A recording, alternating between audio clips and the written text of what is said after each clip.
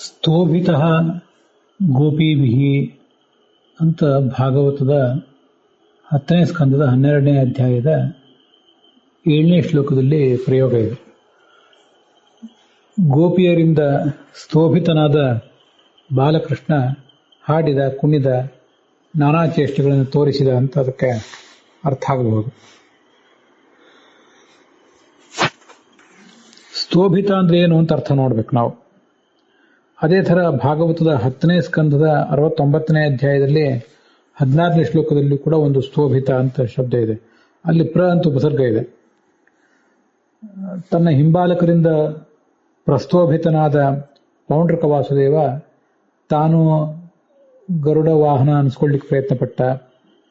ಕೃಷ್ಣನಂತೆ ಆ ಚಿಹ್ನೆಗಳನ್ನು ಧರಿಸಲಿಕ್ಕೆ ಪ್ರಯತ್ನ ಪಟ್ಟ ಅಂತ ಹೀಗೆ ಆ ಪ್ರಸಂಗದ ಅರ್ಥ. ಇಲ್ಲೆಲ್ಲ ಸ್ತೋಭಿತ ಅಥವಾ ಪ್ರಸ್ತೋಭಿತ ಅಂತ ಬಂದರೆ ಅದಕ್ಕೆ ಉಬ್ಬಿಸುವುದು ಅಂತ ಹೀಗೆ ಅರ್ಥ. ಹವಾ ಹಾಕುವುದು ಅಂತ ನಾವು ಆಡು ಮಾತಿನಲ್ಲಿ ಹೇಳ್ತೇವೆ. ಇಂಥ ಕೆಲವು ಪ್ರಸಂಗಗಳಲ್ಲಿ ಯಾದವಾರ್ಯರು ಮೊದಲಾದವರು ವಂಚಿತ ಗೋಪೀವಿಹಿ ಕೃಷ್ಣ ವಂಚಿತ ಅಂತ ಅರ್ಥ ಬರೆದಿದ್ದಾರೆ. ವಂಚಿತ ಅನ್ನೋದು ಅಷ್ಟು ಸರಿಯಾದ ಅರ್ಥ ಅಲ್ಲ. ಅಲ್ಲಿ ಪುಸಲಾಯಿಸುವುದು, ಉಬ್ಬಿಸುವುದು, ಹುರಿದುಂಬಿಸುವುದು. ಅದು ಹುರಿದುಂಬಿಸುವುದು ಅನ್ನೋದನ್ನು ಒಳ್ಳೆಯ ಕೆಲಸಕ್ಕಾಗಿ ಹುರಿದುಂಬಿಸುವುದು ಆಗಬಹುದು, ಹಾಗೆ ಕೆಟ್ಟ ಕೆಲಸಕ್ಕಾಗಿ ತಮ್ಮ ಸ್ವಾರ್ಥಕ್ಕಾಗಿ ಹುರಿದುಂಬಿಸೋದಾದರೂ ಆಗಬಹುದು. ಅಂತೂ ಉಬ್ಬಿಸುವುದು ಅನ್ನೋದು ಹೆಚ್ಚು ಉಪಯುಕ್ತವಾದ ಅರ್ಥ. ಇದು ಈಗ ನಾವು ಧಾತು ಪಾಠ ನೋಡ್ಲಿಕ್ಕೆ ಹೋದರೆ ಷ್ಟುಭ ಅಥವಾ ಸ್ತುಂಭ ಅಂತ ಹೀಗೆ ಒಂದು ಧಾತು ಕಂಡು ಬರ್ತದೆ. ಅದಕ್ಕೆ ತಡೆಯುವುದು ಅಂತ ಹೀಗೆಲ್ಲ ಅರ್ಥ ಬರ್ತದೆ. ಪ್ಯಾರಲೈಸ್ ಅಂತ ಅರ್ಥ, ಬಿಕಮ್ ಸ್ಟಿಫ್ ಅಂತ ಅರ್ಥ, ಹಿಂಡರ್ ಅಂತ ಹೀಗೆಲ್ಲ, ಅವರೋಧಕರಣ ಅಂತ ಹೀಗೆಲ್ಲ ಅರ್ಥಗಳನ್ನು ಅದಕ್ಕೆ ಹೇಳ್ತಾರೆ. ಆದರೆ ಈ ನಮಗೆ ಬೇಕಾದ ಉಬ್ಬಿಸುವುದು, ಹವಾ ಹಾಕುವುದು ಅನ್ನೋ ಅರ್ಥ ಅಲ್ಲಿ ಕಾಣಿಸುವುದಿಲ್ಲ. ಆದ್ದರಿಂದ ಆ ಧಾತುವಿನ ಅರ್ಥ ಬೇರೆಯೇ ಇದ್ದಿರಬೇಕು ಈ ಹಿಂದೆ. ಅದಕ್ಕೆ ಪುಷ್ಟಿ ಕೊಡುವಂಥ ಮತ್ತೊಂದು ಸಂಗತಿ ಇದೆ. ಸೂತ್ರದ ಲಕ್ಷಣವನ್ನು ಹೇಳುವಾಗ ಅಲ್ಪಾಕ್ಷರಂ ಅಸ್ತಂದಿಗ್ಧಂ ಸಾರವದ್ ವಿಶ್ವತೋಮುಖಂ ಅಸ್ತೋಭಂ ಅಂತ ಒಂದು ವಿಶೇಷಣ ಇದೆ. ಸೂತ್ರದಲ್ಲಿ ಯಾವುದೇ ಸ್ತೋಭಾಕ್ಷರ ಇರಬಾರದು ಅಂತ. ಸ್ತೋಭಾಕ್ಷರ ಅಂದರೆ ಸಾಮಗಾನದಲ್ಲಿ ಗಾನ ಪೂರಣೆಗಾಗಿ ವಿಶೇಷ ಏನು ಅರ್ಥವಿಲ್ಲದ ಕೆಲವು ಶಬ್ದಗಳನ್ನು ಪ್ರಯೋಗ ಮಾಡ್ತಿರ್ತಾರೆ. ಅವುಗಳನ್ನು ಸ್ತೋಭಾಕ್ಷರ ಅಂತಾರೆ. ಉದಾಹರಣೆಗೆ ಹಾವು ಹಾವು ಹಾವು ಅಂತ ಸಾಮಗಾನದ ಒಂದೆರಡು ತುಣುಕುಗಳು ತೈತ್ರಿಯ ಉಪನಿಷತ್ನಲ್ಲಿ ಕಂಡು ಬರ್ತವೆ. ಸಾಮಾನ್ಯವಾಗಿ ನಾವು ಆಲಾಪ ಅಂತ, ಈಗಿನ ಶಾಸ್ತ್ರೀಯ ಸಂಗೀತದಲ್ಲಿ ಆಲಾಪ ಅಂತ ನಾವು ಅದನ್ನು ಅರ್ಥ ಮಾಡ್ಕೋಬಹುದು. ಆಲಾಪಕ್ಕೆ ಹೆಚ್ಚಿನ ಅರ್ಥ ಏನೂ ಇರೋದಿಲ್ಲ.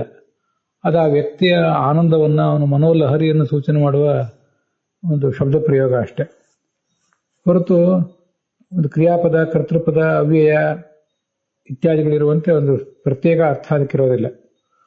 ಅದನ್ನು ಸ್ತೋಭಾಕ್ಷರ ಅಂತಾರೆ. ಅದನ್ನು ಗಮನಿಸಬೇಕು. ಅಲ್ಲೂ ಕೂಡ ಗಾನ ಪೂರ್ಣೆಗಾಗಿ ಉಪಯೋಗ ಮಾಡುವ ಒಂದು ಅರ್ಥ ವಿಶೇಷ ಇಲ್ಲದ ಶಬ್ದ ಅದು ಅಂತ.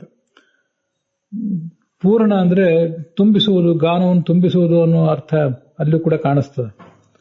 ನಾನು ಹೇಳಿದೆ ಕೃಷ್ಣನನ್ನು ಉಬ್ಬಿಸುವುದು ಅಂತ ಹೇಳಿ. ಆ ಉಬ್ಬಿಸುವುದು ಅನ್ನೋದು, ತುಂಬಿಸುವುದು ಅನ್ನೋದು ಹೆಚ್ಚು ಕಡಿಮೆ ಎಲ್ಲ ಒಂದೇ ಸಂಗತಿ. ಅದು ಸಣ್ಣದಿದ್ದದನ್ನ ದೊಡ್ಡದಾಗಿ ಮಾಡಿ ವರ್ಣಿಸುವುದು, ಹೇಳುವುದು, ಹೀಗೆಲ್ಲ ಅರ್ಥ.